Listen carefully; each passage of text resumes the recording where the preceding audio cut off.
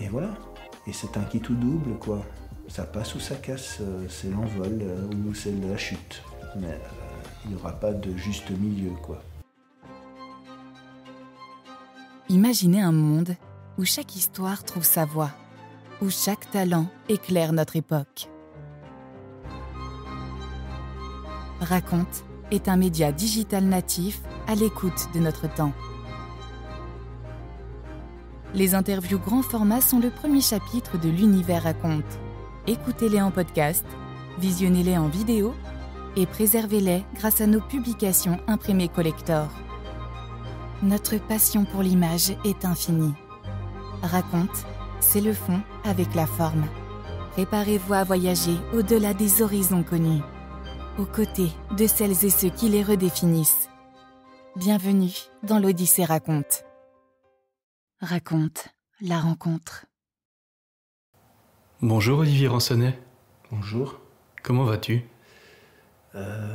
Chaudement, mais ça va. Olivier, est-ce que je pourrais te demander de te présenter en quelques mots ? Qui es-tu ? Que fais-tu ? Alors, je m'appelle Olivier Ransonnet. Je suis actuellement artiste. Je dis actuellement parce que j'ai été plein d'autres choses avant.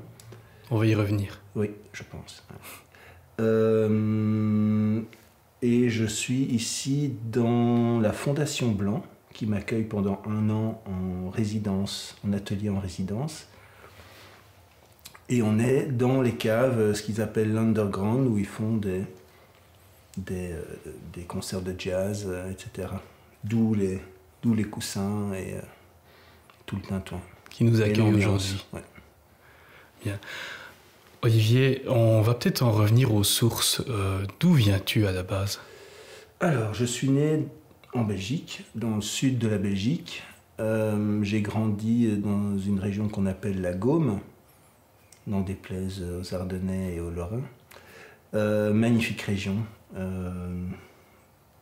une époque qui pourrait ressembler à celle des Goonies.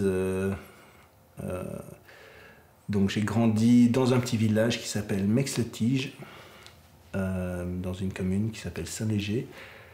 Et mes parents avaient acheté une fermette qu'ils ont retapée au fur et à mesure des années. Et avant, on a habité à Arlon, une ville toute proche, très froide. Et en arrivant dans ce village, moi qui étais un enfant très taiseux, très solitaire, dès que je suis rentré dans cette petite école de village, je me suis totalement ouvert en fait. La simplicité, les gens qui vivent là-bas, beaucoup de fermiers, beaucoup de vieilles personnes encore avec l'image de la dame avec son tablier. Il y avait plusieurs cafés dans un village de 140 personnes, il y avait au moins 4 cafés. Donc c'était sympa, Une enfance proche de la nature,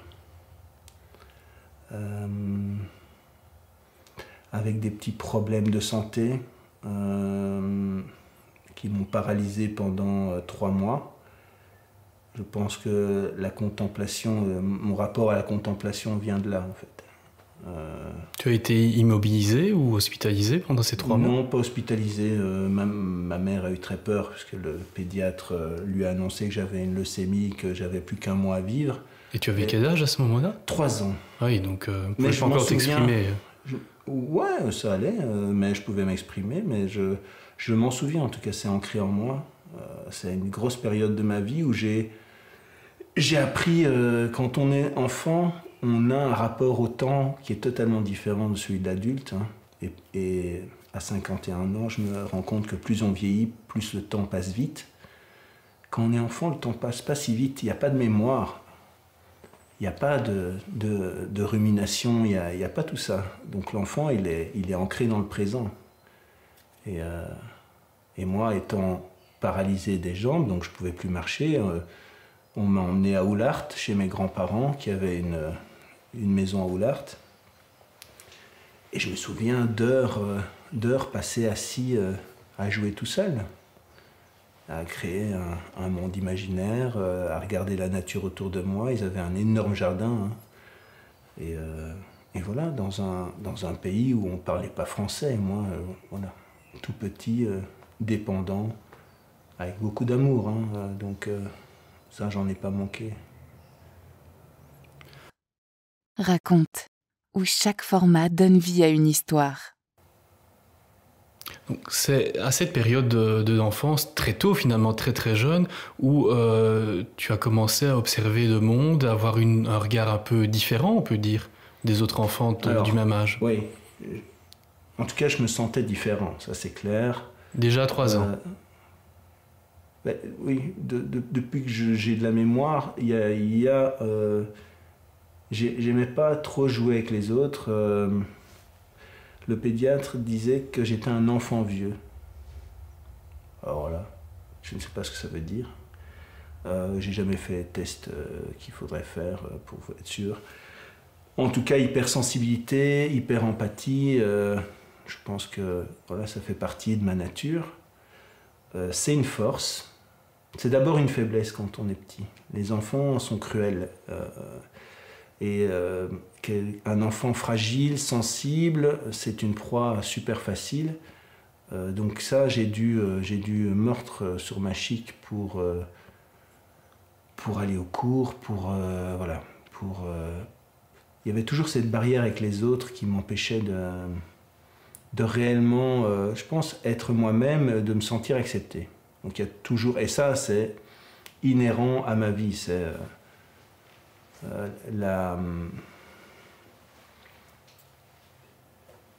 quelle est ma place? Alors, est-ce que ça vient du fait que je suis un accident, que je suis un enfant qui n'était pas voulu? Je pense que oui. On le ressent profondément et ça fait partie de nous. Après, ma force, c'est d'essayer de faire de toutes ces réflexions un chemin, une quête d'identité. J'en ai fait mon métier pendant 27 ans. Pour arriver à 51 ans aujourd'hui, à me sentir à peu près moi-même. Et on va peut-être revenir aux différentes étapes de ce cheminement. Oui. Parce qu'on vient de partir de la toute petite enfance à maintenant, et il y a beaucoup de choses qui se sont passées entre-temps. Oui. Vivre dans un village, c'est... du sud de la Belgique des années 80. Du sud de la Belgique des années 70. 70 pour les amis français. C'est merveilleux. C'est avant toute la période du trou, etc. Donc nous, on pouvait partir à 8-10 ans en vélo à 12 km du village. Il n'y avait pas de GSM, il n'y avait pas... Mes parents étaient rarement là. J'étais élevé par des nounous, on va dire ça comme ça, qui m'ont donné énormément d'amour, mais des personnes qui étaient ancrées dans le village. C'est-à-dire, j'ai traité des chèvres, j'ai bu le lait de chèvre que je trayais moi-même. J'ai toujours été au contact des animaux. J'ai toujours été dans une sorte de quartier rural où... on voyait les tracteurs passer, tous les gens se connaissaient et on allait dans les bois. Mon village était entouré de 10 km de bois. Donc les bois, c'est une école fabuleuse, quoi. Construire des camps, s'imaginer des histoires. Donc voilà, c'était un peu la guerre des boutons aussi entre les différents villages. On s'attaquait, on allait détruire les camps, on attaquait les scouts. Il y a énormément d'histoires. On pourrait en faire une petite série même. Mais toujours avec cette différence.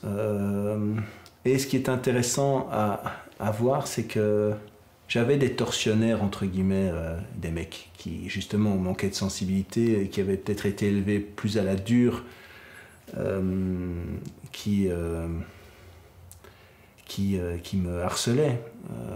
Dès qu'ils arrivaient, j'étais à tête de turc. On était plusieurs, hein, mais souvent j'étais seul et c'était moi qui prenais. Et ben ces mecs-là, maintenant, ils sont beaucoup plus intentionnés quand je les revois. Tu vois, avec la maturité. Ben, la maturité, puis mon parcours. En fait, le grand changement qui s'est opéré, c'est quand, depuis tout petit, j'avais envie d'être prêtre. En tout cas, c'est assez différent, c'est une singularité, ça pour un enfant, c'est pas courant. Même dans alors, je sais pas d'où ça vient, je pense que, voilà, je sais pas d'où ça vient, c'est un appel, voilà, on n'y peut rien. Ma mère a un enregistrement de moi dans mon bain, parce qu'à l'époque, ils n'avaient pas de smartphone, mais elle aimait bien enregistrer, prendre des photos, filmer, elle a toujours fait ça. Et elle me demande tout petit ce que je veux être, et je lui dis curé.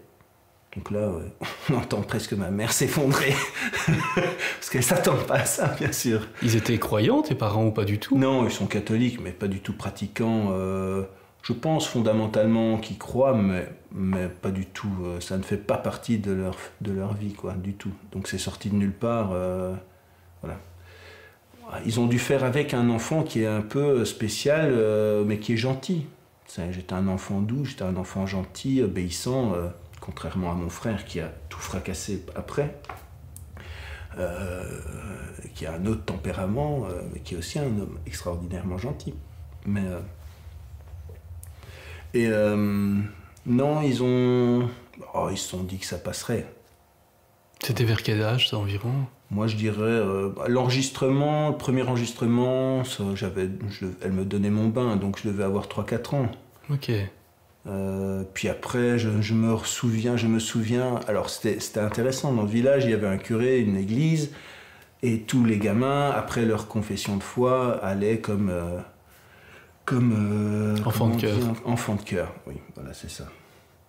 Donc l'enfant de cœur, pour ceux qui ne savent pas, c'est le petit larbin à côté qui donne les bazars et qui seconde le curé dans son office. Et en fait, je prenais toutes les places de tous mes potes qui ne voulaient pas y aller. J'y allais tout le temps. Toi, t'adorais? Moi, j'étais là où je devais être, quoi. C'est un peu une safe place, en fait, l'église. Hein. Pour un enfant qui a vécu parfois la brutalité du monde. Alors, brutalité, entendons-nous bien. Hein. Franchement, j'étais un poussin, quoi. Mais brutalité des autres. Brutalité... c'est pas mon langage, la brutalité. Je conçois pas ça. Je conçois pas la brutalité. Et l'église était un peu une sorte de sanctuaire, en fait. Et Dieu, en tout cas Jésus, à l'époque, c'était Jésus, c'était mon super-héros, quoi. Aimez-vous les uns les autres, moi ça me parlait. Marcher sur l'eau, c'était un super pouvoir. Bon. Et donc, petit, je chantais dans mon lit des louanges à Jésus-Christ jusqu'à 11h30, minuit.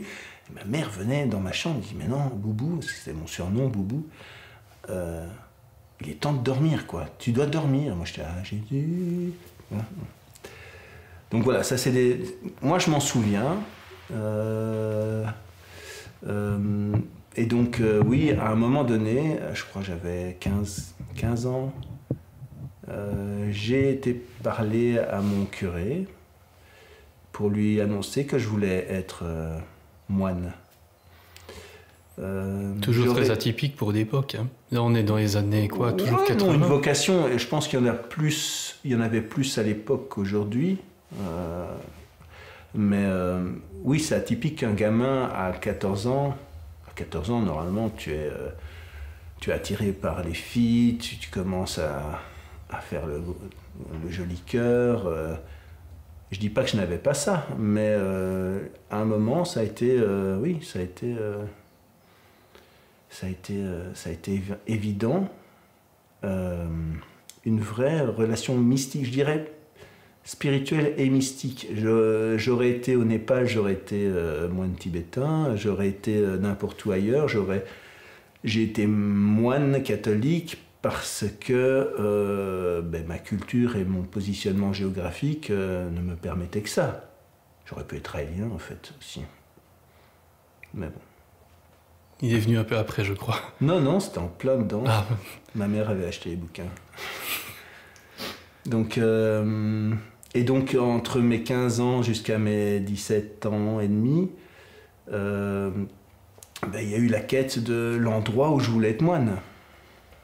Donc j'ai été voir Orval, bien sûr, Orval, magnifique abbaye cistercienne. Tout bon Gaumet connaît Orval, et tout bon dégustateur de bière connaît Orval aussi. Mais ça m'a pas plu. L'endroit était magnifique, mais j'ai pas été capté par l'énergie des moines. Donc j'ai après rencontré des spiritains, puis des franciscains, pour tomber en finale chez des bénédictins à Wavremonts. Alors eux font pas de bière, ils faisaient de la couleur, des pots de couleur. Alors moi qui dessinais depuis que j'avais 14 ans et même plus tôt, j'avais eu l'envie de reprendre l'ermitage d'un moine qui avait été ermite là-bas, dans une forêt qui appartenait au domaine, et refaire son ermitage, y intégrer un atelier et vivre en ermite directement. Ça, c'était mon projet. À 17 ans, plus ou moins. Oui, 16, 17 ans, 16 ans et demi, 17 ans, oui. Alors, mes parents étaient un peu... Voilà. Mon père m'a dit si tu rentres dans les ordres, je n'ai plus de fils. Ben, tu as perdu un fils, papa. Il a su rien dire à ça. J'ai fait ce que je devais faire. Et ma mère m'a pas vraiment mis de barrière. Ils m'ont accompagné dans ce cheminement. Elle était plutôt sécurisée, elle se dit bah, si mon fils est moine, il ne manquera jamais de rien. Pour une maman, c'est génial, son fils il est en sécurité, quoi. Un aspect très pragmatique des choses, finalement. Ma mère est quelqu'un de très pragmatique, très concret. Et donc j'ai été plusieurs fois à Wavremonts, jusqu'au moment où, dans cette petite chapelle que l'ermite avait construite, il y avait 2 petites places, j'ai cette... on va appeler ça une illumination. Donc j'étais comme un poisson dans l'eau. Hein. Franchement, j'étais là où je devais être. J'étais... voilà.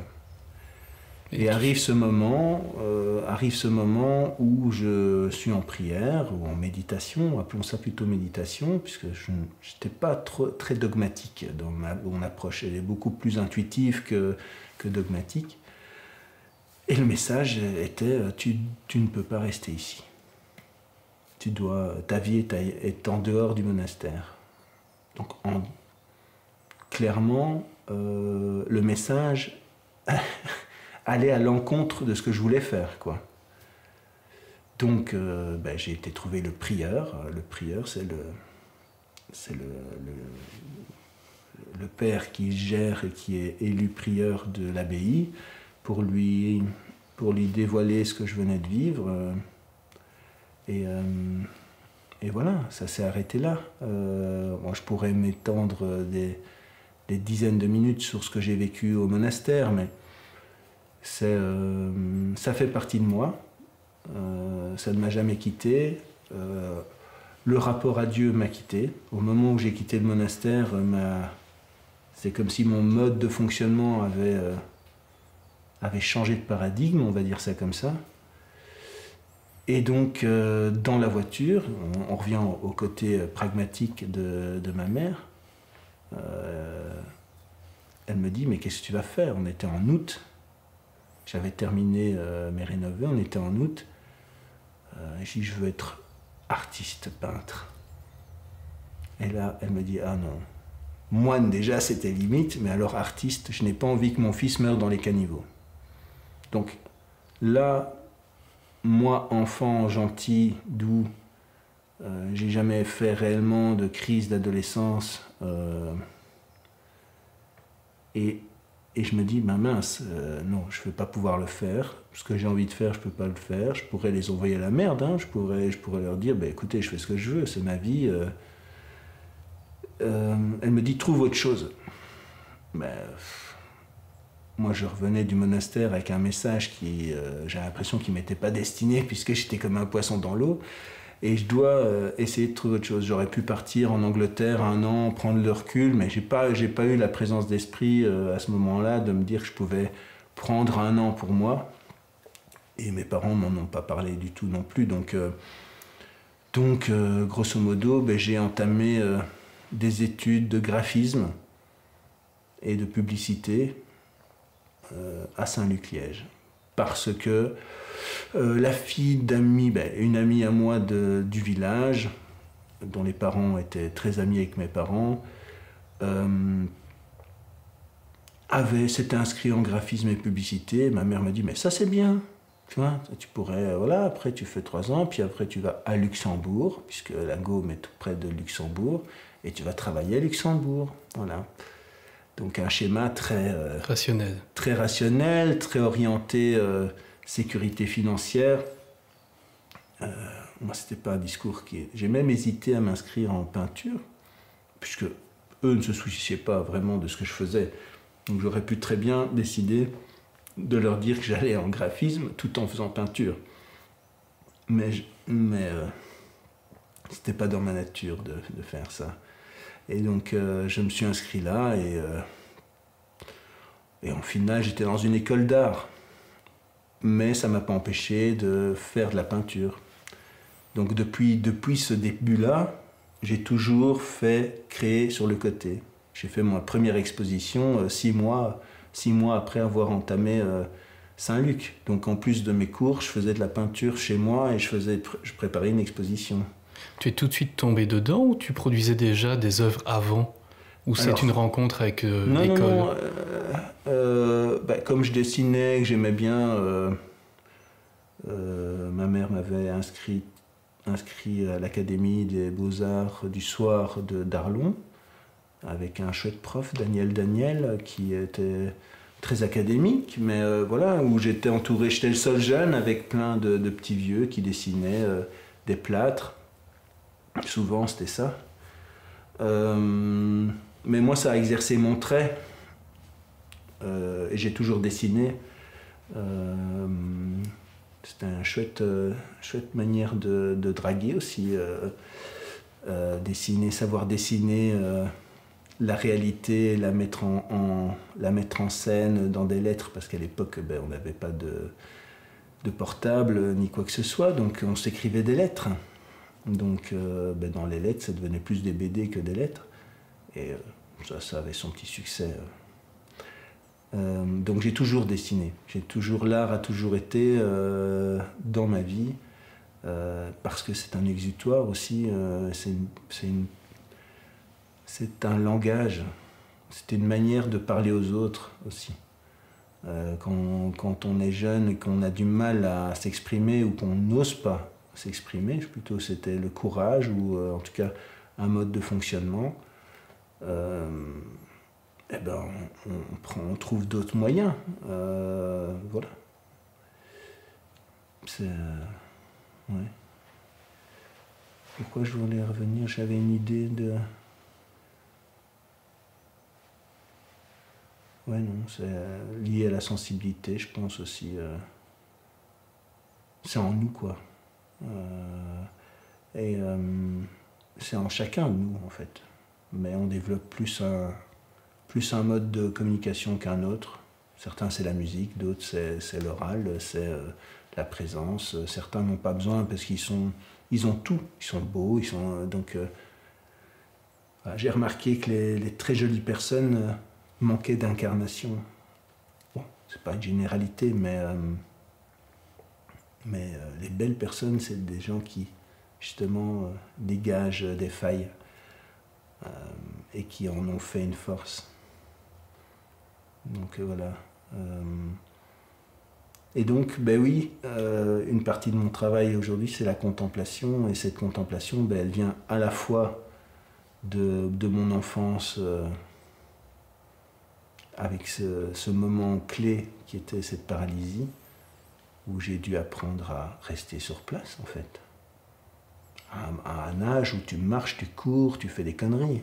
Moi, je ne pouvais pas. Donc, je jouais avec des Dinky Toys, qui sont des petites voitures métalliques anciennes. Et puis voilà. Et après, bien sûr, la relation mystique et spirituelle, j'avais un rapport à la vie, à tout ce qui est vivant, qui était totalement différent, et un respect de la création, entre guillemets. Et donc, oui, les préceptes d'amour fondamentaux, je les ai intégrés très jeune. Maintenant, j'en fais une force, mais à l'époque, c'était plutôt quelque chose qui me tombait sur la tronche. Parce que, de nouveau, hein, entre enfants et adolescents, c'est pas le langage qui prédomine, quoi. C'est plutôt le plus fort, le plus beau, le plus intelligent, le plus... Voilà. Ça a changé, je pense. Ça essaye de changer, je pense.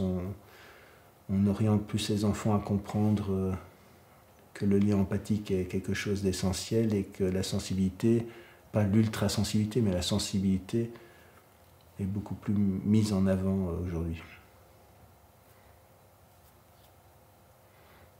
Et donc Saint-Luc, quoi. Après Wavrenon, Saint-Luc. Bon, mes humanités, elles ont été faites à Arlon, dans une école où j'ai fait du sport. Donc ça aussi, oui, bien sûr, un aspect fondamental de qui je suis aujourd'hui. Et mon rapport humain, ça a été le sport, le handball. J'étais dans une équipe de handball de mes 12 ans à mes 24 ans, en ayant grandi avec tous les autres joueurs. Donc on a tous commencé à 12 ans. C'était mon oncle à l'époque qui avait monté cette sélection. Et donc voilà, ça c'était une très belle école de vie, ça. Moi qui étais un enfant hyper sensible, très recroquevillé, j'ai dû me battre. Là, j'ai appris à me battre, entre guillemets. J'ai accepté les autres comme des frères d'armes, parce que le handball, c'est quand même assez violent, c'est du contact. Au début, je m'excusais toutes les 5 secondes, ça énervait toute l'équipe. Et je n'allais pas à la confrontation jusqu'au moment où, en pratiquant ce sport, on se confronte à l'autre, quoi. On ose y aller, on ose aller essayer de mettre un goal, quoi. Et on prend des coups, oui, on prend des coups, et en force d'en prendre, tu dis ok, c'est bon, je sais comment. C'est un très bel apprentissage de combat. Toujours dans le respect de l'autre, mais de combat avec soi-même, pour moi surtout. D'oser s'exprimer, d'oser entreprendre quelque chose pour aller essayer de marquer, au risque de ne pas le faire. Et dans un match, quelqu'un qui loupe un goal, c'est une grosse opportunité de perdu, quoi. Donc, mais il faut... Et ça m'a appris énormément de choses, la fraternité, la camaraderie. Voilà. Encore aujourd'hui, je vois tous mes potes du handball, tous non, certains de mes potes, demain il arrive quelque chose à l'un d'eux, on est là, quoi. Donc il y a vraiment quelque chose de fondamental dans le sport collectif, hein. Je parle du sport, mais ce sport collectif-là, c'est important, quoi. Raconte la forme avec le fond. Et après tout ça, on arrive à l'époque où tu es étudiant, ici à Bruxelles, où tu as fait... à Liège. Ah pardon, à Liège, ouais. Et après à Bruxelles, si je ne me trompe pas. J'ai fait Arlon, Liège, Bruxelles. Ok. Il fallait y aller étape par étape. Bon cheminement. Ouais. Bah, tu pourrais nous en parler un petit peu de ces études? Alors, déjà, Saint-Luc-Liège, c'est quitter le foyer. Donc, quitter un confort, quitter un nid, quitter des repères, et se lancer dans un truc qui me dépasse, dans lequel j'ai aucun contrôle. Je me retrouve dans une école d'art où moi j'ai pas trouvé mon style. Je sors d'une ville qui est au fin fond du trou du cul du monde. Je me retrouve dans Liège, qui est quand même beaucoup plus active, avec des gens qui sont punk depuis qu'ils ont 12 ans. Et moi je suis là, waouh! Et je ne parle à personne. Je me retrouve comme quand j'avais 3 ans, c'est-à-dire pas par nature, mais par... Alors là, je suis vraiment en retrait, quoi. Ça a très vite enclenché, parce qu'on m'a pas nommé donc il faisait les classes et mon nom n'est pas apparu comme une quinzaine d'autres élèves. Donc on se retrouve comme des clampins à ne pas savoir ce qu'on fait. Et on nous demande de nous mettre en file et ils disent toi tu es en A, toi tu es en B, toi tu es en C. Bon, tout le monde est dans la file et je vois un mec qui calcule pour être dans la même classe qu'une super jolie blonde qui s'appelait Esther. Et donc il y avait dans cette file Christophe, Esther, Jerry et moi. Et en fait, on est fois 4 classes, donc on était 16. Et on se retrouve les 4 dans la même classe. Donc on se retrouve à 4. On ne s'est plus quitté pendant les 3 ans qui ont suivi. C'était voilà, une amitié. Jerry est le cousin de Thomas, qui est le fondateur de cette fondation. Donc tout se lie, quoi. Donc ça, c'est des amitiés qui perdurent. Et ça a été 3 ans où je me suis émancipé, on va dire ça comme ça. De moins en moins, je revenais à la maison. J'avais pas envie de retrouver... voilà. J'avais quitté le foyer. J'allais plutôt en forêt quand je revenais, parce que l'atmosphère familiale n'était pas forcément super exaltante. Et la forêt était une belle ressource de paix, on va dire ça comme ça. Et Liège, Liège, quoi. L'esprit liégeois, c'est... Peut-être en toucher quelques mots pour les gens qui ne connaîtraient pas Liège. Alors, les Liégeois, c'est ceux qui ont un accent un peu ch'tarbi. Pour les Français, il n'y a pas qu'un accent belge, il y en a des centaines. Les Liégeois, c'est vraiment on l'appelle la cité ardente, et elle porte bien son nom, je pense. Ils sont ardents, quoi. Il y a un feu. Ils sont festifs aussi. Hein. Festifs, chaleureux, décontractés, très jolies filles. Bon, donc quand on enlève l'accent, tu vois, parfois, parce que moi, la première fois que j'arrive à Liège, je suis dans le bus, je vais vers Moncotte, et je vois toutes ces filles magnifiques. Oui, Arlon, il y en a 10, quoi. Là, il y en avait des centaines, mais j'ai dû en entendre parler une. Et là, ça a complètement cassé mon... Enfin, l'accent est mignon. Une fois que tu... Pas mignon, non, on ne peut pas dire ça. L'accent est spécifique. L'accent est spécifique. On l'attrape vite, étonnamment. En y restant 3 ans, quand on est un peu une éponge, on l'attrape vite, cet accent.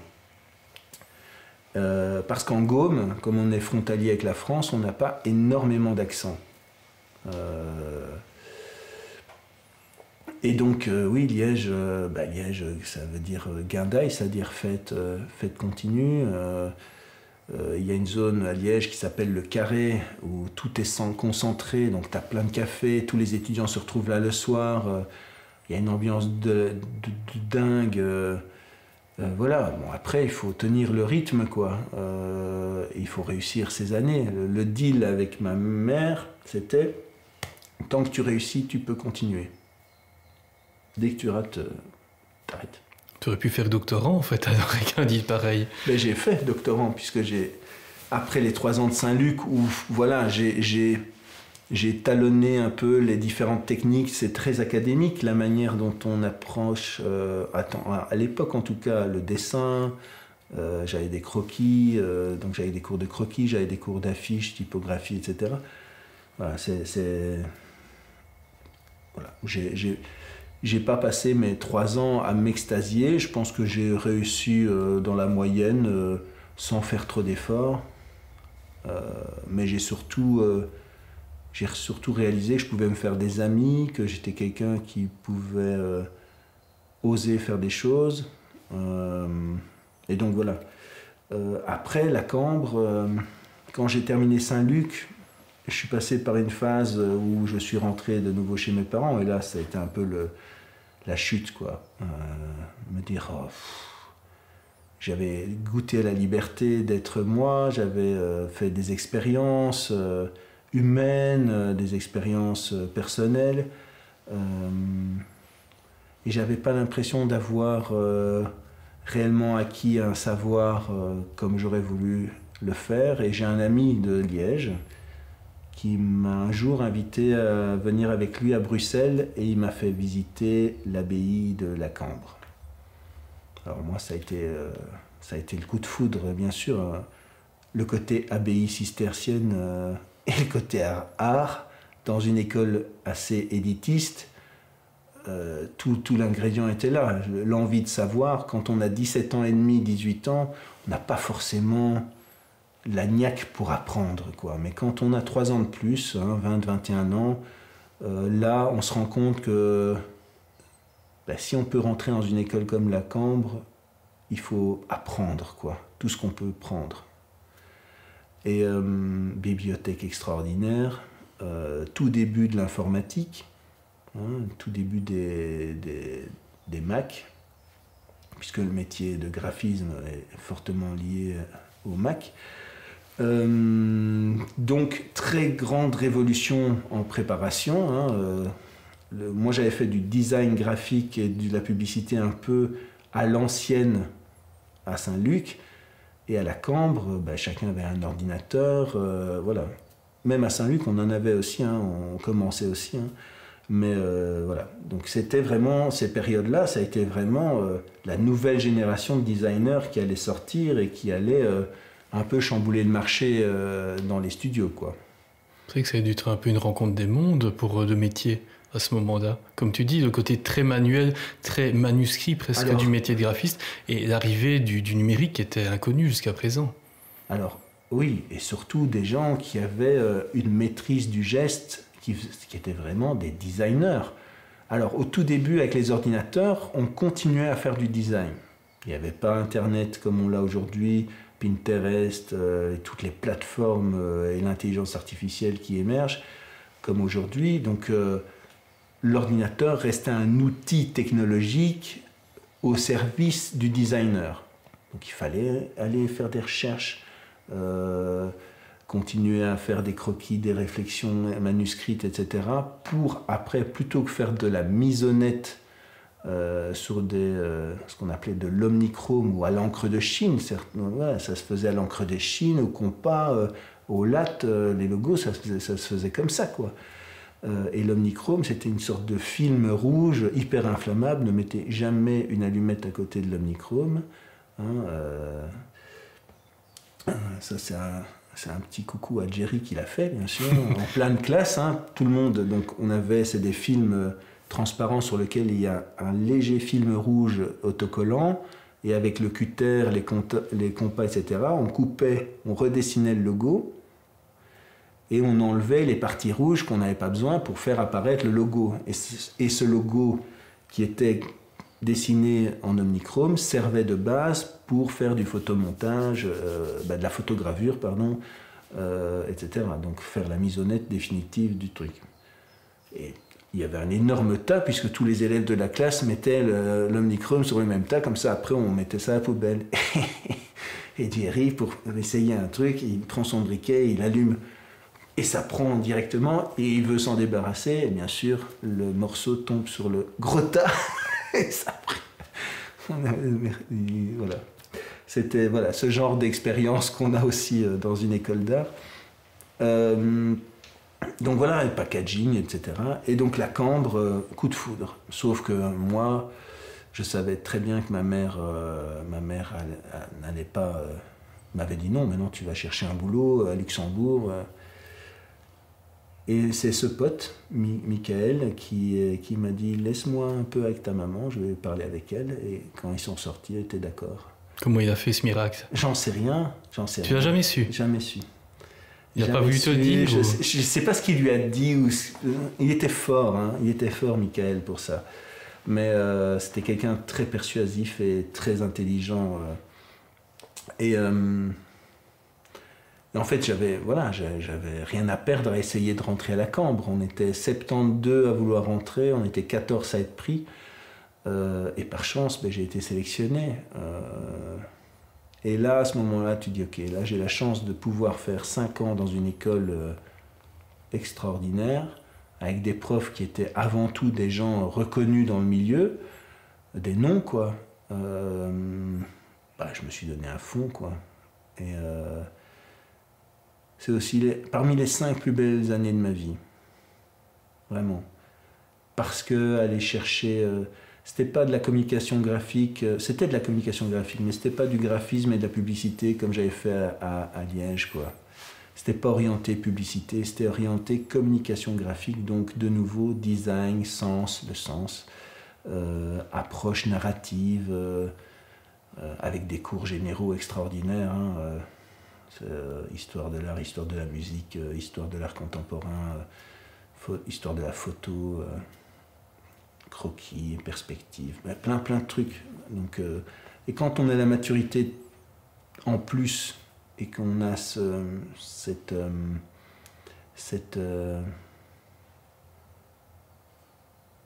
conscience que dans cette école on peut apprendre énormément de choses, c'est parfait. Je sais que de mon point de vue, pour avoir été membre du jury dans plein d'écoles, c'est pas l'école qui fait les étudiants, c'est les étudiants qui font l'école.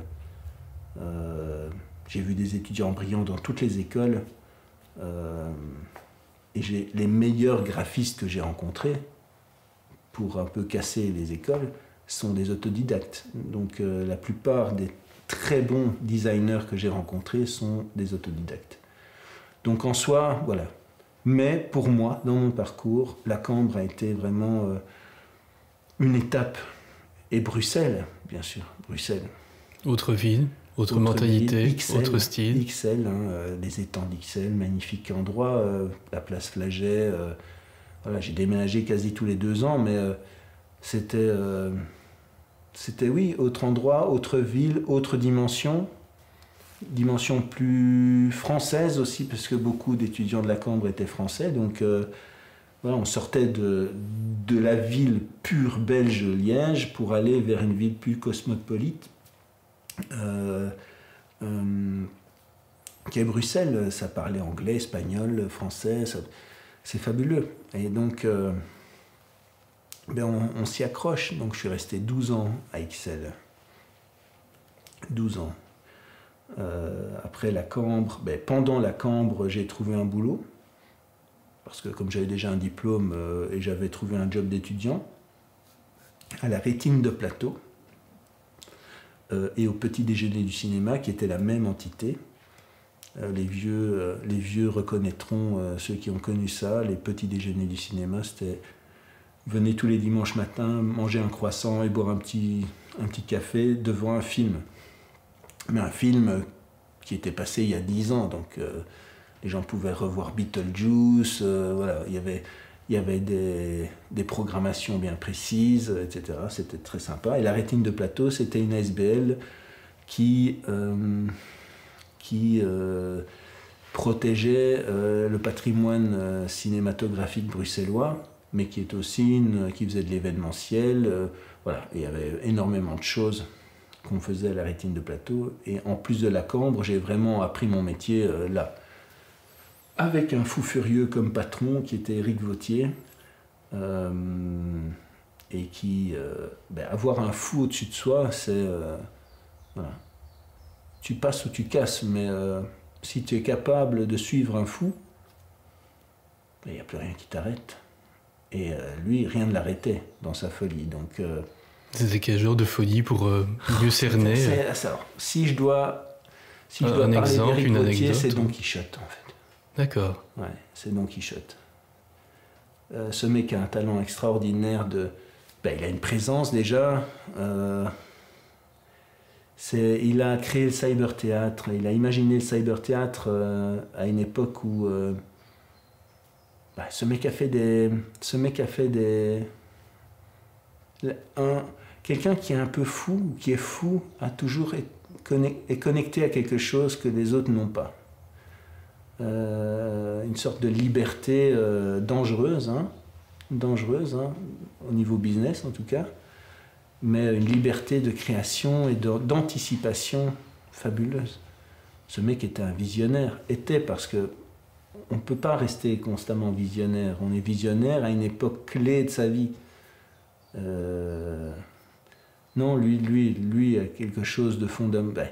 Il a une énergie, je ne sais pas où il la puise. Je ne sais pas où il a puise cette énergie. Et l'équipe de la rétine était fabuleuse, quoi. Marc, Virginie, Assou, tous des gens, Eliana aussi, tous des gens ultra compétents parce que entourant un fou, mais un fou gentil, un fou enthousiaste qui pouvait rebondir sur une idée, redévelopper un nouveau projet. On faisait des projets tous les 2 jours, quoi. Un porteur de projet. Non, parce que non, c'est un créatif, Sans limite. sans limite. Voilà. Là, après, il a créé la Champagnothèque. Après, il a racheté un cinéma qu'il a voulu. Non, ce mec n'est pas suivable, quoi. N'est pas suivable. Et c'est sa force et sa faiblesse, puisque qui voudrait suivre, qui voudrait investir dans quelqu'un qui a une telle puissance de rebond, quoi. Et pourtant, son discours maintenant, il s'est assagi. Ben, il a 60 ans, il refait l'IAD ou l'INSAS, je ne sais plus, donc une école de cinéma où il apprend la réalisation, quoi. C'est fabuleux. Là, maintenant, il réfléchit sur le cinéma de demain. Il a toujours réfléchi autour du cinéma. C'est un passionné de cinéma, c'est un photographe de plateau, mais à 14 ans, ce mec avait réussi à se planquer, à se faire passer pour un enfant de chœur à l'enterrement de je ne sais plus quel roi pour aller photographier l'enterrement de l'intérieur, quoi. Voilà le type de folie de ce gars. Et j'ai passé des nuits blanches à travailler pour lui et pour nous tous, en fait, parce que les projets étaient exaltants. Et c'est une très bonne école. Ça, je crois que ça a construit le designer que je suis devenu après, c'est-à-dire le challenge, pas de souci, moi. J'ai déjà vécu pas mal de choses. Déjà donné. Justement, pour y venir, après ton parcours scolaire et ses premières étapes, on arrive, j'ai envie de dire, enfin dans le monde du travail. Mm-hmm. C'est encore une toute nouvelle page, une toute nouvelle phase. Alors, le monde du travail, ça a été la rétine m'engage. Mm-hmm. Après, j'ai terminé la Cambre en faisant de la vidéo. Je me suis éclaté. Belle rencontre aussi avec Patrick Lerche, un auteur et comédien et metteur en scène qui avait écrit Le dire troublé des choses, magnifique projet. Travailler avec des acteurs, des jeunes acteurs étudiants du conservatoire de Bruxelles, d'art dramatique de Bruxelles, fabuleux. Et donc je sors de là et je me fais engager à la rétine de plateau où je continue ce que je faisais déjà. Mais très vite, on s'épuise. Et puis, voilà, les choses évoluent, pas forcément bien. Et donc, très vite, je me mets freelance. Voilà. Avec des gens qui me disent « Mais toi, freelance, Olivier, fais-le. » On est à quelle époque, à ce moment-là, pour toujours contextualiser, dans quelle année, plus ou moins? Alors, je termine Saint-Luc en 1994. Je termine la Cambre en 1999. Et la rétine, je pense que je termine en 2003, 2004. Mmh. Donc on est dans le début des années 2000. Donc j'achète un écran Ciné Apple qui est maintenant vintage à mort. J'achète des bureaux et je me lance comme freelance au sein d'un collectif qui s'appelait Idéogramme, où il y avait copie, publicitaire, graphiste, metteur honnête. Une agence en résumé un peu. Ouais, en fait, un regroupement de freelance. Mm-hmm. Donc chacun avait son petit bureau qu'il louait, et puis on avait des super bureaux. Un coworking à vendeur un peu. Voilà, un coworking à vendeur. Le but c'était de générer des échanges, et ça se passait déjà bien entre eux. Moi j'ai juste rejoint la troupe. Bon, il y a pas beaucoup eu d'échanges, mais c'est pas grave. J'ai eu pas mal de gens beaucoup plus âgés que moi qui m'ont, 10 ans, qui m'ont un peu pris sous leur aile. Moi, je venais avec l'énergie du renouveau, et voilà, et c'était chouette. Et puis après, j'ai rencontré mes premiers associés, Eric et Tristan, qui avait monté une société Screenshot. Donc comme moi j'étais du milieu événementiel, la rétine de plateau était vraiment dans le milieu événementiel, il y avait 2 ou 3 grandes sociétés à l'époque, Eni Performance, VO Communication, et je pense une 3e. Et en fait, en final, tout gravitait autour de ces énormes boîtes événementielles à une époque où l'événementiel était à son apogée, quoi. Maintenant, c'est plutôt difficile. Tu veux dire par là que vous aviez des budgets conséquents, des annonceurs, etc. Oui, budgets conséquents, oui, des trucs. Donc il y avait un gros marché et pas forcément beaucoup de créativité au niveau du design graphique. Donc j'ai été un peu un ovni dans le bazar. Les gens qui sortent de la Cambre vont souvent dans des grands studios ou fondent des studios quand même qui ont une certaine présence, méthode et puis un certain niveau. L'événementiel, c'est pas vers ça qu'on va normalement après la Cambre. Mais moi, j'y trouvais de l'adrénaline, j'y trouvais des défis, des challenges. Je pouvais à la fois illustrer, peindre. Il n'y avait pas de limite avec Eric. Il n'y avait pas de limite à la réponse créative que je pouvais fournir à ce mec. Donc j'ai développé pas mal d'outils. Et au-delà de l'émergence de l'ordinateur aussi. Donc... Et donc après Ideogram, j'ai un coup de fil. Je faisais des PowerPoint, figurez-vous. Je faisais beaucoup de PowerPoint parce que dans l'événementiel, les gens projettent des PowerPoint, les CEO font leur PowerPoint ou les secrétaires des CEO font leur PowerPoint. Pas toujours un succès graphique quand c'est fait ainsi d'ailleurs. Mais moi, les miens, ils tuaient quoi. Tu vois. Et donc, et je bossais spécifiquement, ça faisait partie de mes services et je bossais pour plusieurs boîtes et un jour je pars en vacances et Eric et Tristan sont contactés par une de mes clientes et qui leur dit ben voilà j'aurais besoin, ils faisaient les mêmes services que moi en fait, 2 architectes qui étaient tombés dans l'événementiel chez Eni Performance qui avaient décidé de monter une boîte ensemble, puisque c'était des amis de la Cambre archi, et qui faisaient exactement ce que je faisais, sauf qu'il y avait un pendant plus web, plus technologique avec Tristan. Et donc cette cliente leur dit, voilà, je vous envoie des PowerPoint de mon graphiste, je veux ce niveau-là. Donc elle leur envoie mes PowerPoint que j'avais fait pour elle. Et les mecs, en fait, il leur manquait ça. Il leur manquait un designer capable d'une puissance créative et visuelle que eux n'avaient pas. Donc ils lui demandent quand même qui c'est, parce que voilà. Et à un moment, il me contacte. Et le premier contact, ça a été autour de Franco Dragon. Ils avaient reçu une demande pour travailler pour Franco pour le 360 degrés aquatique au César Palace et ils ne pouvaient pas y répondre, ils avaient d'autres projets et donc ils avaient vu mon site et ils m'avaient recommandé à Franco Dragon et donc ça a été le premier projet qu'ils m'ont fourni et après ça on s'est vu et ça a été une évidence quoi, une évidence ben oui, 2 personnages voilà. Moi qui suis plutôt un solitaire, qui voulais développer mon propre business, je me suis toujours ressenti solitaire, mais à un moment donné, il y a ce côté fraternel, tu vois. J'aurais pu être prêtre, j'ai été moine. J'aurais pu faire un sport X, la belote, la pétanque.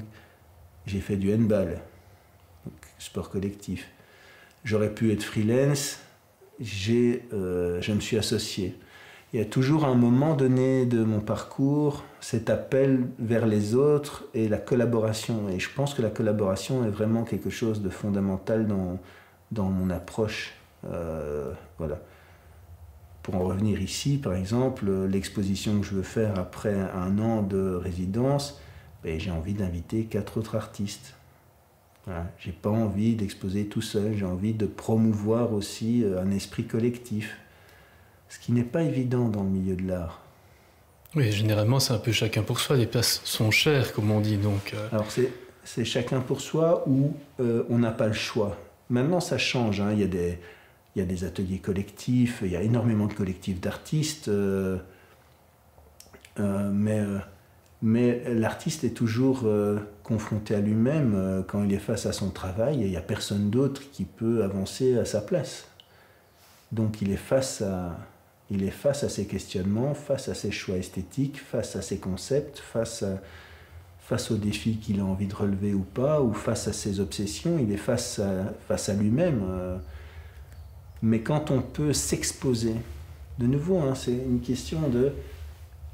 Quand j'arrive dans ce village et que je vais dans une école gardienne, puisque je suis arrivé à 3 ans là, je m'expose aux autres en tant que personne. Quand je décide de dévoiler ma vocation, je m'expose différemment.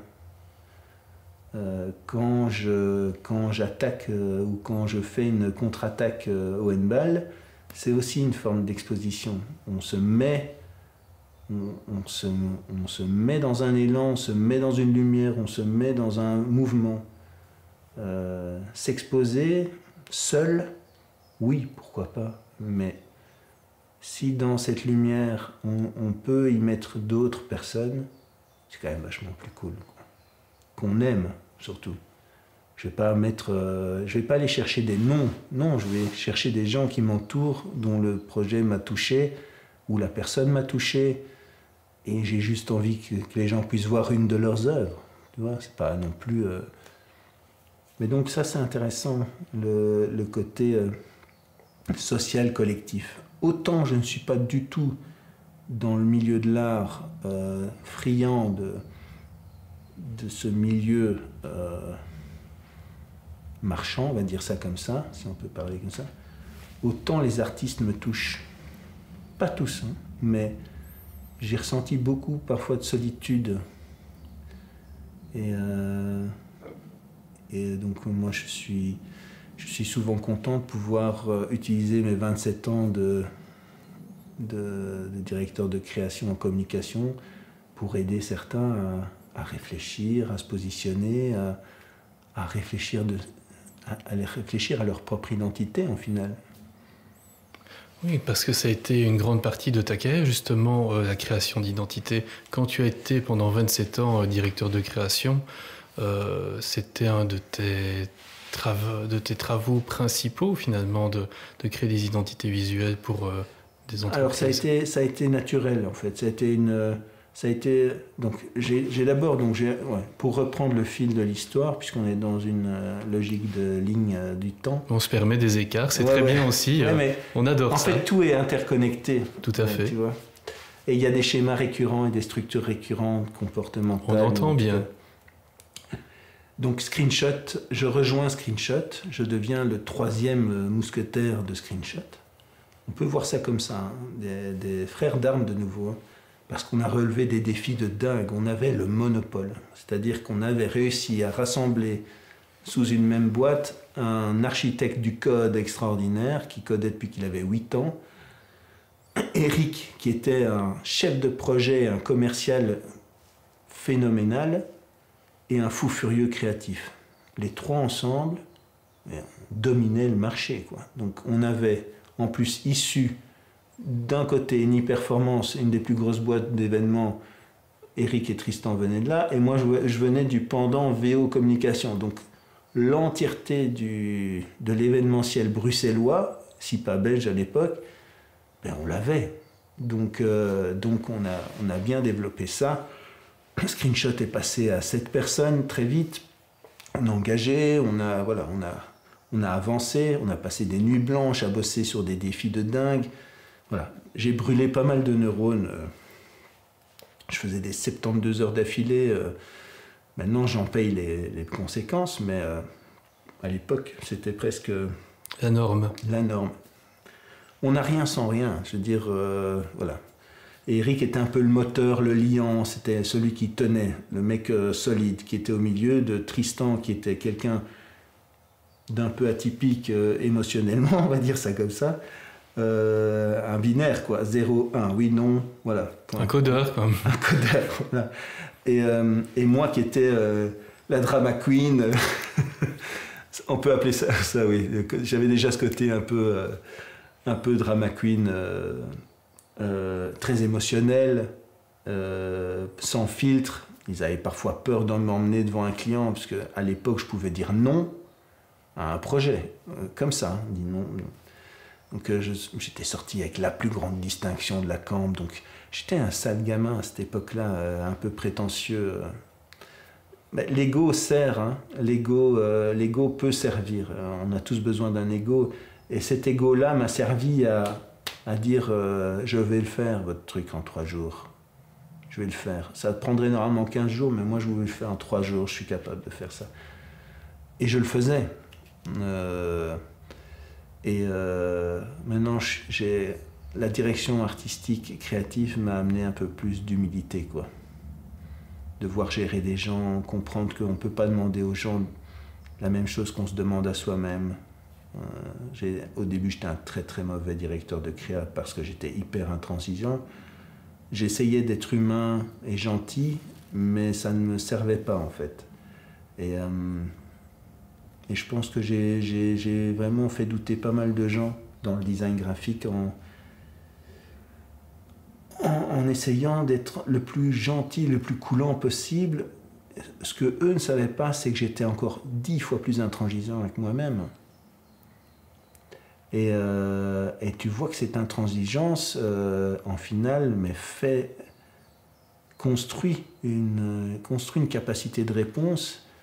Et j'étais assez déçu de voir à quel point certaines personnes, à 6 heures de l'après-midi, avaient terminé de bosser et pouvaient passer à autre chose, alors que moi, c'était le projet avant tout, quoi. J'ai appris de ça, j'ai changé, j'ai évolué. Et ça amène un côté serein en plus, parce que ça m'a beaucoup mangé d'être aussi ténu sur les projets. Toujours, je pense, lié à une volonté de reconnaissance.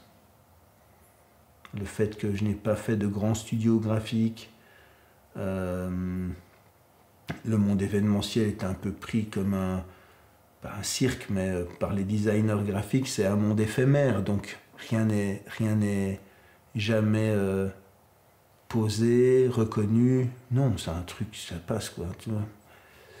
Même si les défis sont conséquents et que le design peut être vraiment bien foutu, il y avait le monde événementiel à côté du monde communicationnel ou identitaire ou design, c'était vraiment naze, quoi. Donc peut-être toujours cette volonté de reconnaissance qui est liée très certainement à ce sentiment de ne pas avoir ma place existence, de ne pas avoir eu mon ticket d'exister, puisque je suis une erreur, un accident. Ça m'a longtemps tenu ça. Et je pense que cette volonté, se relever les défis, pouvoir faire des choses que personne n'ose faire ou ose se lancer, voilà, je pense que c'est lié à ça. Tu voulais être accepté, tout simplement. En très résumé. Ou m'accepter moi, je ne sais pas, ou trouver ma place. Je pense que ça a été toujours ça, c'est qui suis-je, quoi. Mais j'ai jamais été contenté de ce que je faisais ou totalement. Tu sais, quand tu quittes le monastère et que tu te prédestines à une vie de contemplation, de mysticisme, de quelque chose qui est méta, les choses de la vie te paraissent tellement lointaines et pas banales, mais tellement vides de sens. J'ai vraiment eu l'impression que l'enfant ou l'adolescent que j'étais était beaucoup plus sage et beaucoup plus puissant que l'adulte que je suis devenu. Et là, je suis en train de me reconnecter à cet enfant intérieur, et ça nourrit l'art que je fais. Mais voilà. Donc après Screenshot, pour revenir à l'histoire, sinon ça va partir en vrille. On a fusionné avec une autre société et on a créé ManyThink. On est passé de 7 à 14 et puis de 14 à 21. Bon, ça a été un franc succès, sauf que moi, j'étais pas vraiment pour cette fusion parce que ça n'allait pas dans le sens de la qualité ni du design comme je l'entendais. Et donc après, je pense, 3 ans, j'ai décidé de quitter ManyThink parce que j'étais appelé par le design, quoi. Et que après 15 ans de bons et loyaux services dans l'événementiel, j'avais envie de développer plus cette faculté que j'avais. Je prenais mon pied dans l'identitaire, comme tu dis. L'identitaire est devenu ma carte de visite, quoi. Les gens me reconnaissaient pour ça, ma capacité à donner du sens dans un milieu qui s'en fout complètement. Du moment que c'est beau et que c'est des feux d'artifice et que c'est jaune, quand le client dit jaune, je dis mais non, pourquoi jaune? Ça doit être vert. Alors là, ça part en vrille. Donc j'étais à la fois aimé et détesté pour les mêmes raisons, quoi.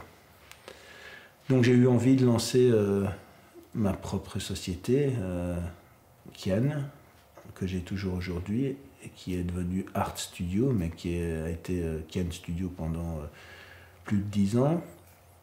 Et là, bien sûr, comme cadeau de départ, on va dire ça comme ça, Eric, mon associé le plus proche, m'a transmis l'identité d'Orval, l'abbaye d'Orval.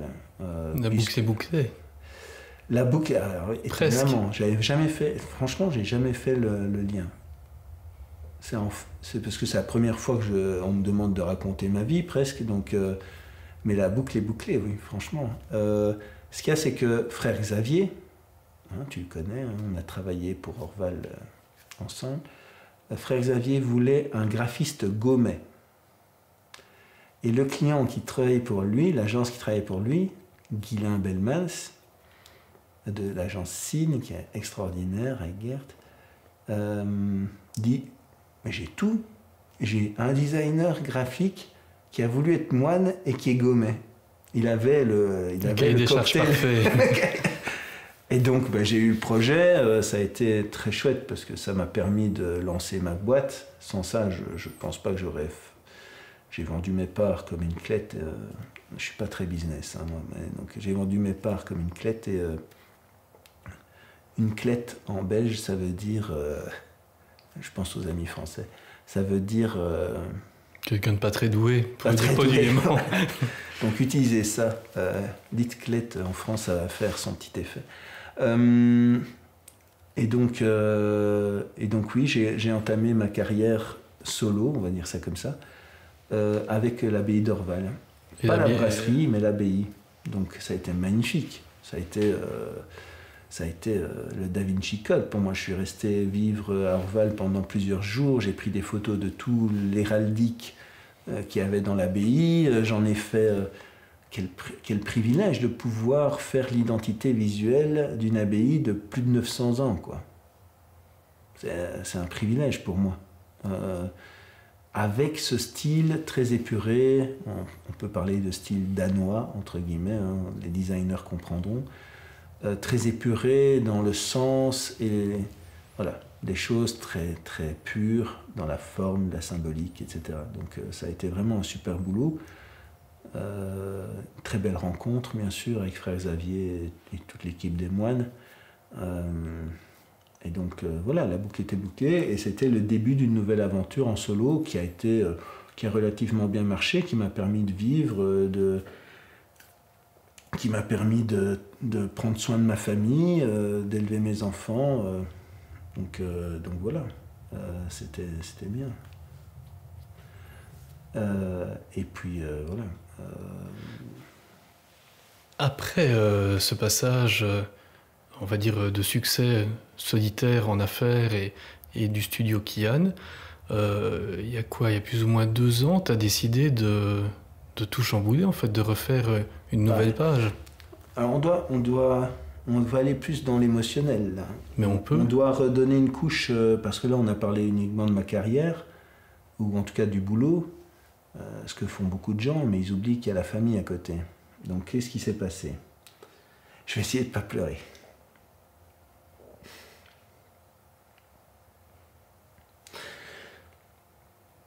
À Saint-Luc, j'ai croisé la femme de ma vie, qui ne l'est plus, pour plein de raisons de la vie, et on s'est perdu de vue. Et un jour, elle me rappelle, j'étais chez Screenshot, donc ça date de l'époque Screenshot. Donc on est début 2000. On était sortis ensemble 7 ans auparavant. Ça s'était super bien passé, j'avais rien compris. Elle m'avait largué parce qu'elle avait peur, très certainement, de mon enthousiasme. Et elle me rappelle. Et elle a un petit gamin de 3 ans.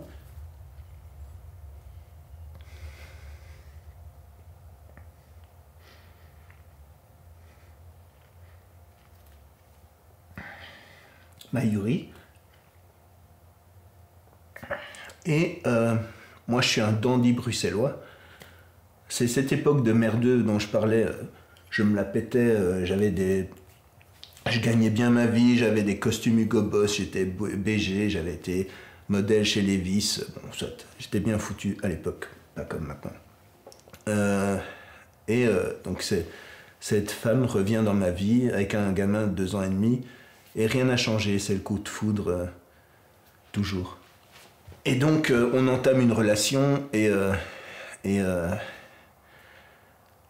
en fait je prends peur parce que j'ai pas appris à être père, j'aime fondamentalement cette femme et ce petit gamin, mais je suis pas prêt à accueillir un enfant de 2 ans et demi dans ma vie.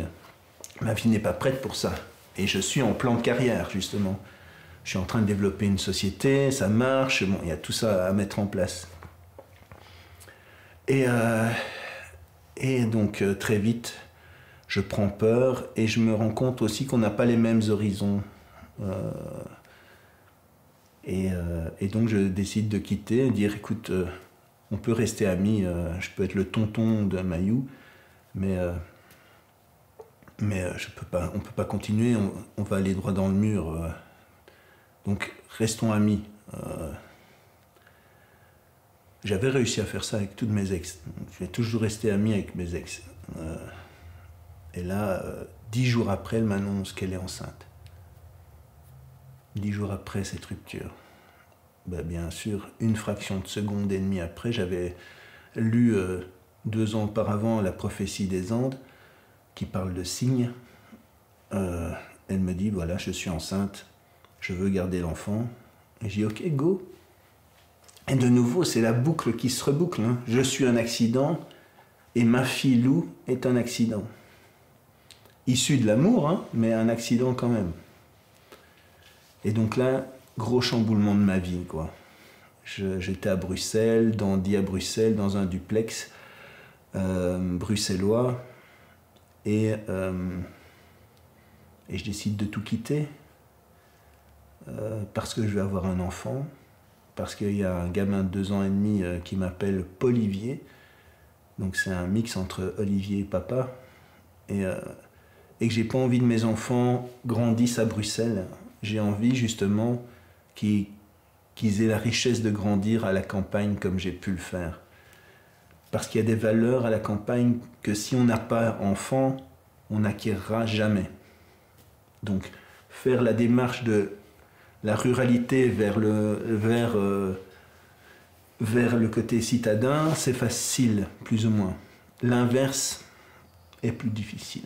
Même si beaucoup de citadins ont une maison de campagne, mais ils ne seront jamais réellement connectés comme un gars qui a grandi à la campagne.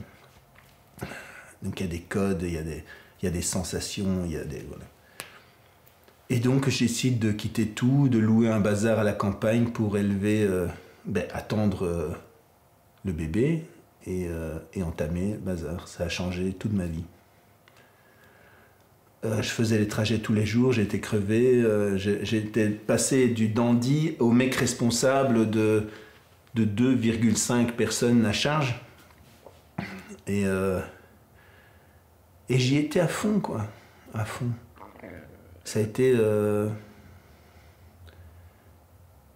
un chamboulement global, quoi.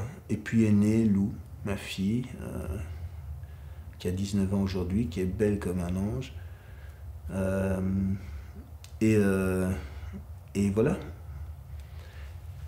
Et parfois il faut faire des choix. J'aurais pu très bien leur dire venez à Bruxelles, on va adapter mon appartement.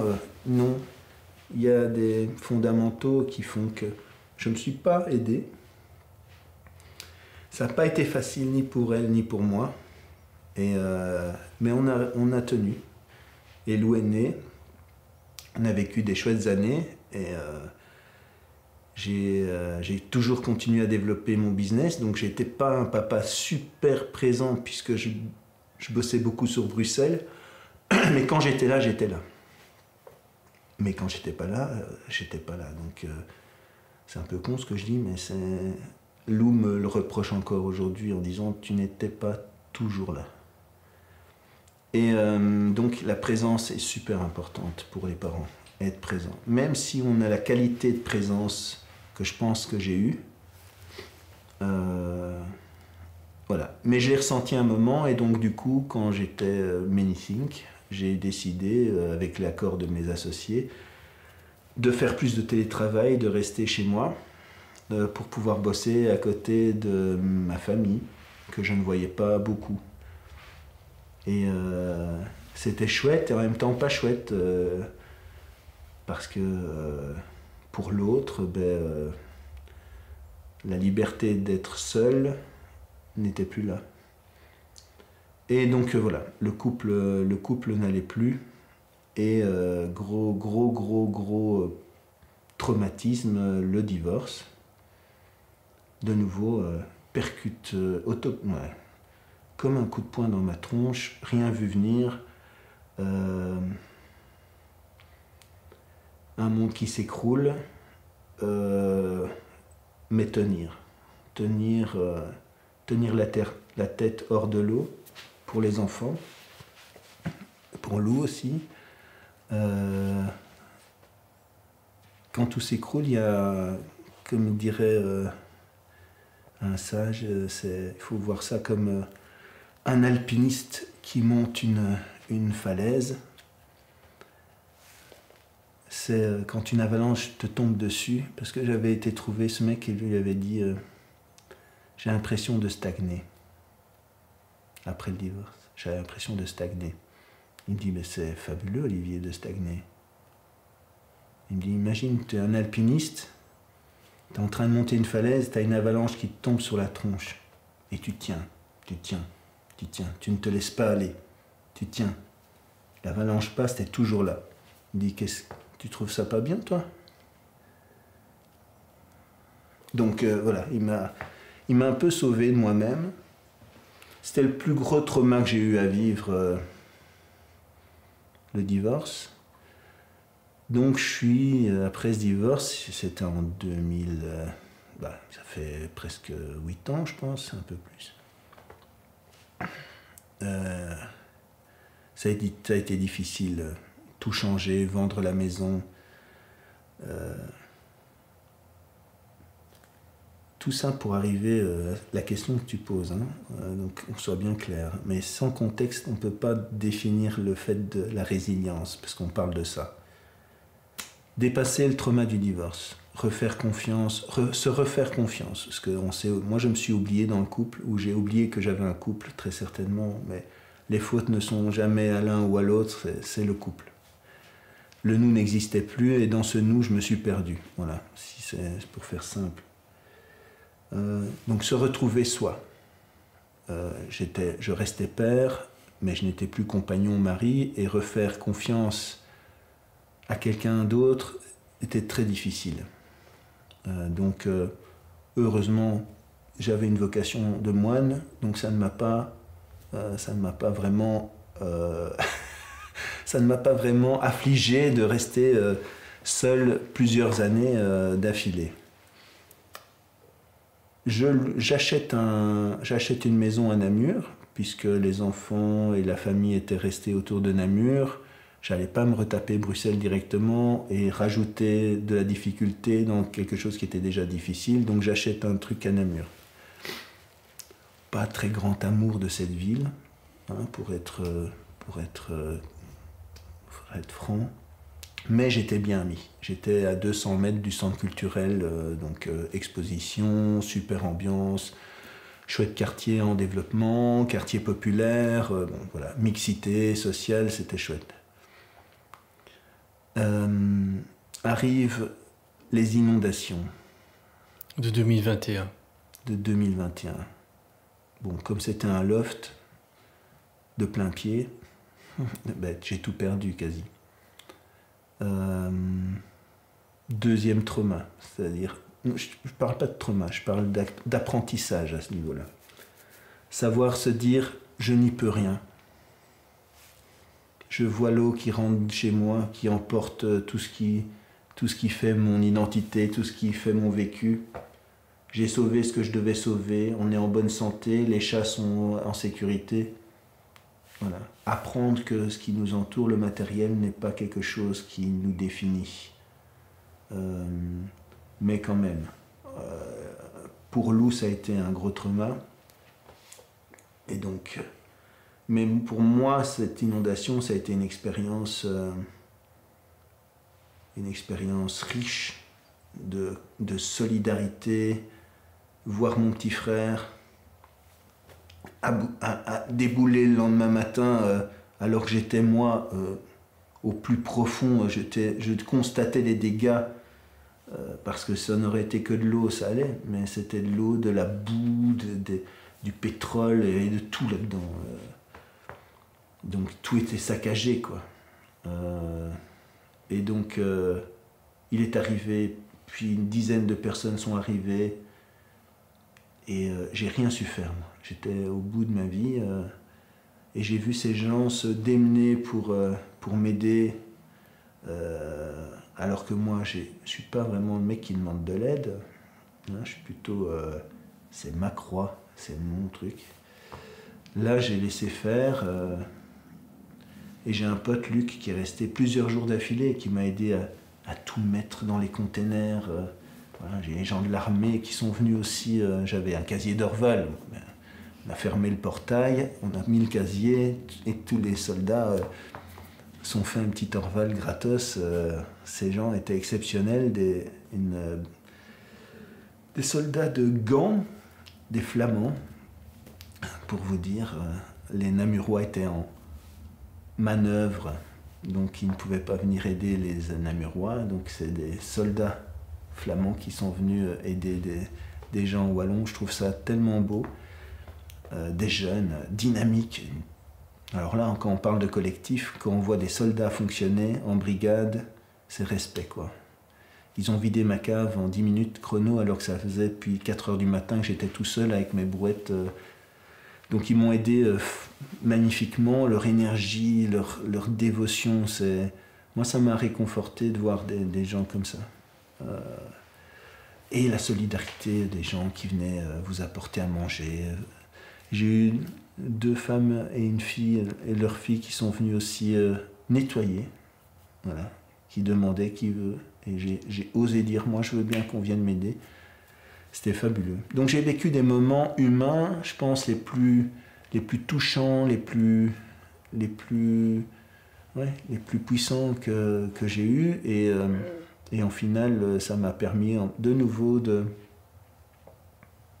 prendre du recul par rapport à certaines choses et à me reconnecter à des choses essentielles en moi. Et puis, bon, 6 mois après, Lou faisait une tentative de suicide pour plein de raisons liées au divorce, liées à plein de choses. Jamais j'aurais imaginé ça. Je ne m'y attendais pas, j'avais rien vu, elle cachait bien son jeu. Et donc, de nouveau, électrochoc total. Heureusement, son corps s'est battu, elle a survécu. Et là, c'est aussi puissant que le divorce, en final. De voir son enfant renaître devant soi, ça remet les pendules à zéro. Ça revient à l'évidence des choses.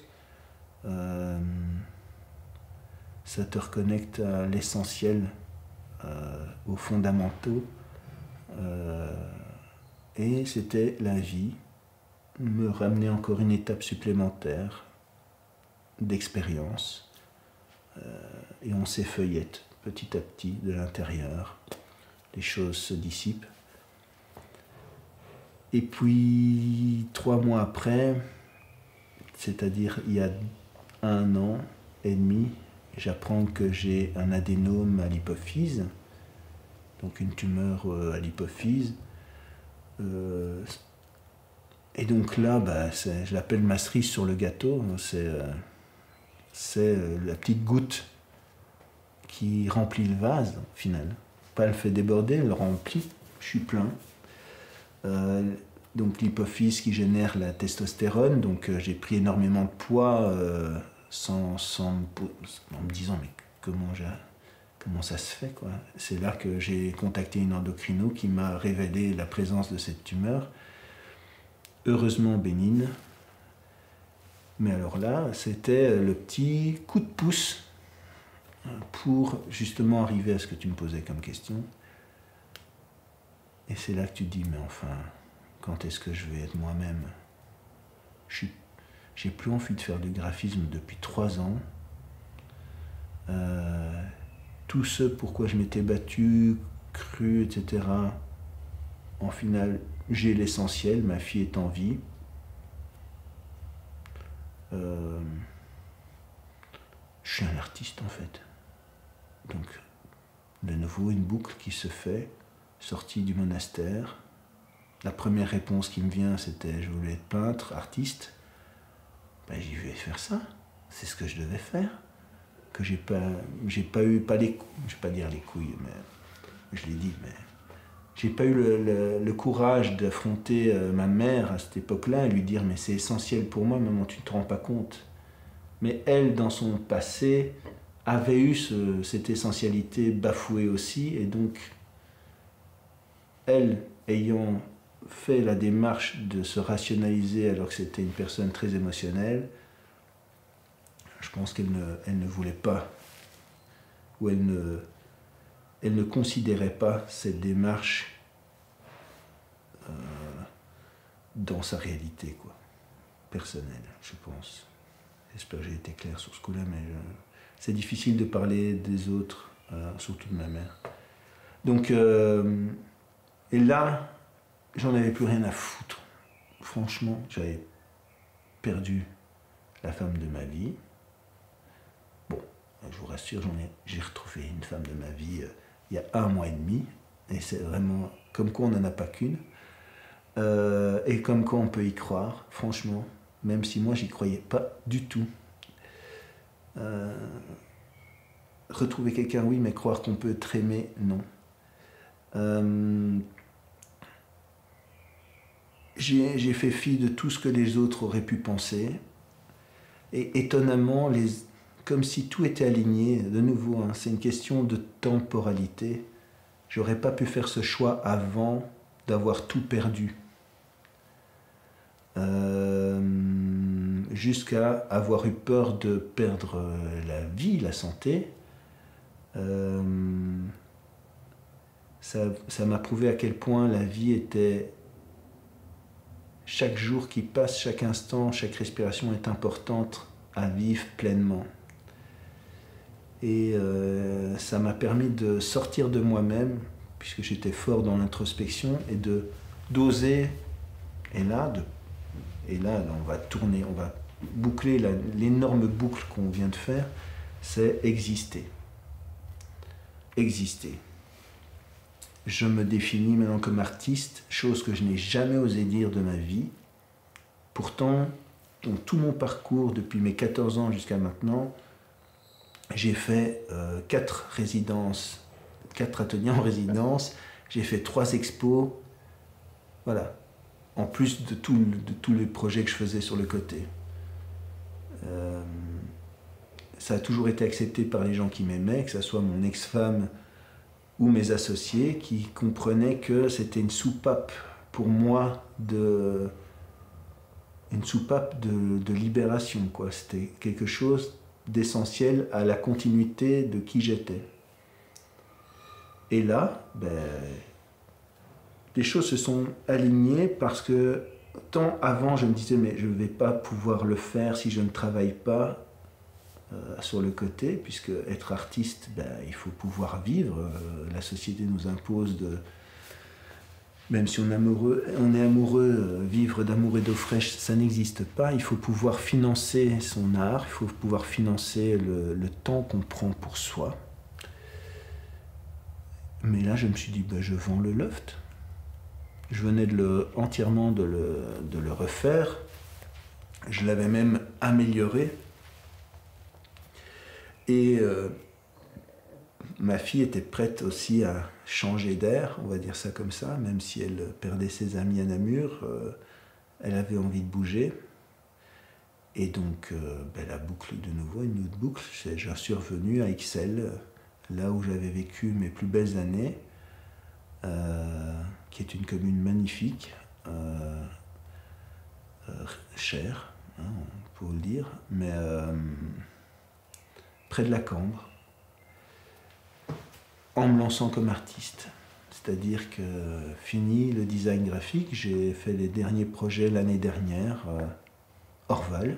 Donc j'ai commencé par Orval comme freelance, j'ai terminé par Orval comme freelance. Et ça fait maintenant 8 mois que je vis sur mes économies, en essayant à 51 ans de faire une carrière d'artiste. Et donc je me voilà comme artiste émergent avec des gamins de 26, 24 ans. Voilà. Et de nouveau, les rencontres. Thomas, c'est une rencontre. Jerry me parle de son cousin qui a une fondation d'art. On se rencontre, on parle ensemble. Il y a une connexion qui se fait. On a la même énergie, les mêmes envies. Il voit mon travail, il est touché. Et 6 mois après, il me propose de faire 1 an résidence ici, dans sa fondation. Et voilà. Et c'est un qui tout double, quoi. Ça passe ou ça casse, c'est l'envol ou c'est la chute. Mais il n'y aura pas de juste milieu, quoi. Donc voilà. Eh bien, merci Olivier pour cet émouvant parcours. Non, tu n'as pas été désolé. C'est très impressionnant la justesse de ton propos et ton retour, ton regard sur ces événements récents et plus lointains. Oui, on ne peut pas ne pas être ému quand on repense. C'est vrai que c'est un travail difficile, hein, parler de soi, parler de sa vie. On a l'impression de nouveau, hein, qu'est-ce que ma vie par rapport à quelqu'un d'autre? Je veux dire, qu'est-ce qui me fait différent d'un autre? Pourquoi faire cette vidéo alors que je ne me considère pas différent des autres, si même un peu pas moindre, mais donc c'est étonnant, mais bon, c'est un jeu qu'il fallait jouer, et c'est vrai que dans ce jeu-là, je n'avais jamais fait cet exercice, en tout cas comme ça, à nu.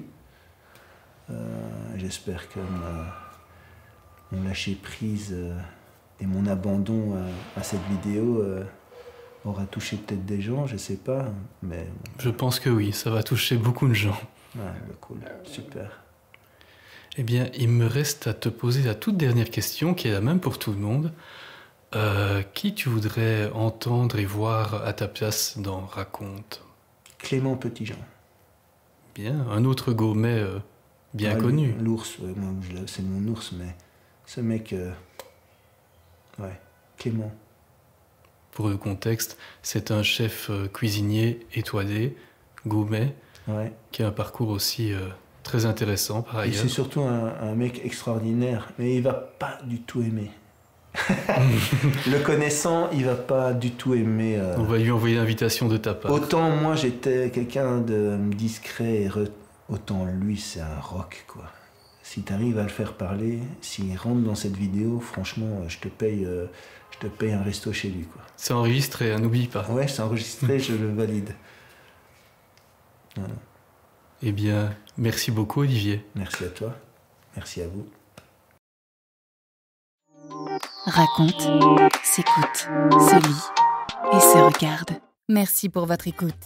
Retrouvez nos photographies et écrits sur raconte.media ainsi que sur nos réseaux sociaux. Raconte est une création originale d'Anthony Dehaye et Michel Bourgeois, du studio DB Création, spécialisé en design de marque et photographie. Vous avez apprécié cette rencontre ? Partagez-la sur vos réseaux sociaux et laissez-nous une note sur votre plateforme préférée. Cela contribue réellement à la visibilité de Raconte. Une suggestion d'invité ? Écrivez-nous.